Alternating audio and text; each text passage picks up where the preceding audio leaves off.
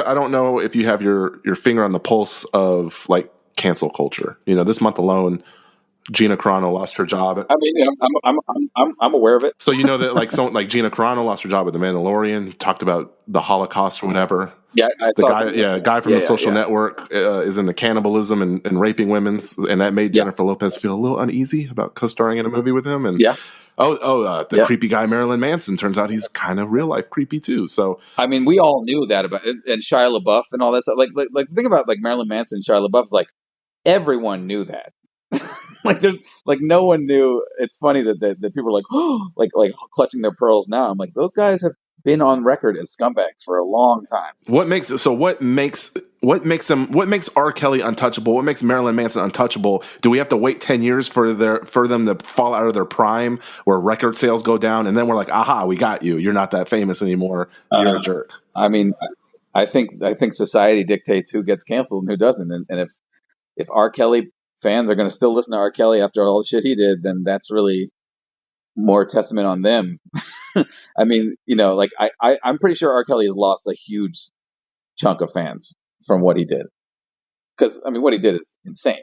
And I'm sure, Marilyn Manson, I don't know. Like, it's hard to say. Like, it's too early to tell. But also, it's not like he's exactly making music now that people give he's not that popular now.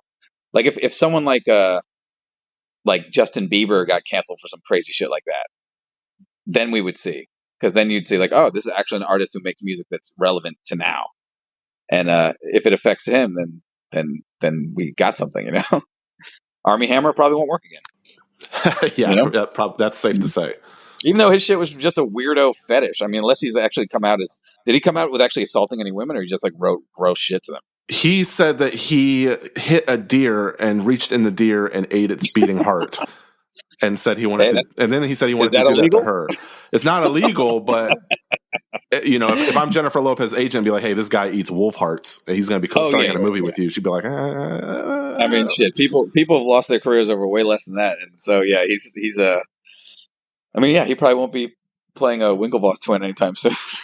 So it's tricky though. It's a lot of gray area and we don't really live in a world of nuance right now.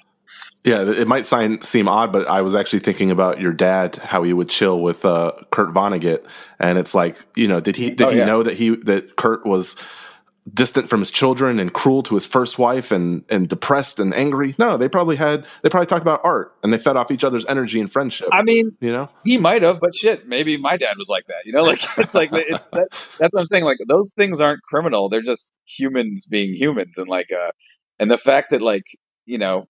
Like who isn't flawed, you know? Like who isn't?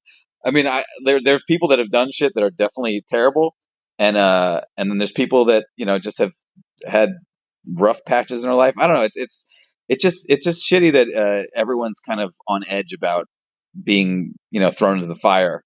Like I've definitely had those moments when the Me Too movement started. I was like, I started racking my brain, being like, is there anything I could possibly get called out on for this? And I was like, nah, I'm good. And but it made me think, and I think a lot of guys kind of stepped back and you know, took into account all these things and were like really actually concerned about it, and especially, you know, and it started happening in the underground music culture, you know, in a lot of producers, like EDM producers got called out for shit.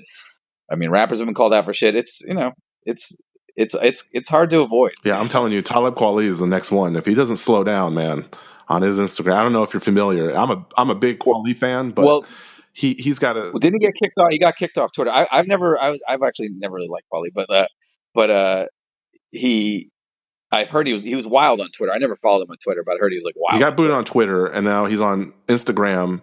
In the same day, he'll call a complete stranger a Nazi, and then he'll go make a podcast with Goody Mob and an album with Diamond D and pretend like he didn't just spend 5 hours of his day arguing with a racist on his Instagram page. And I'm like, that's going to catch up with you, man. You gotta, who am I? But you got to slow down on that, buddy.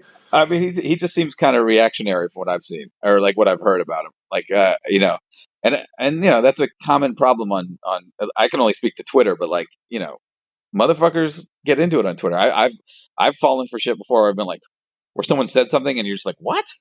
And you get super defensive about it. But, you know, it is what it is. You know, people react differently. And it is weirder when you're like kind of an older rapper, like, you know, when like Jizza Chisholm posted like talking about like asking if the Earth was flat, and I was like, "Aren't you the genius? Like, shouldn't you?" And then people start getting at him, and he's like, "Hey, I'm not saying it's flat. I'm just asking questions." And you're like, "Yeah, that's a stupid question, man."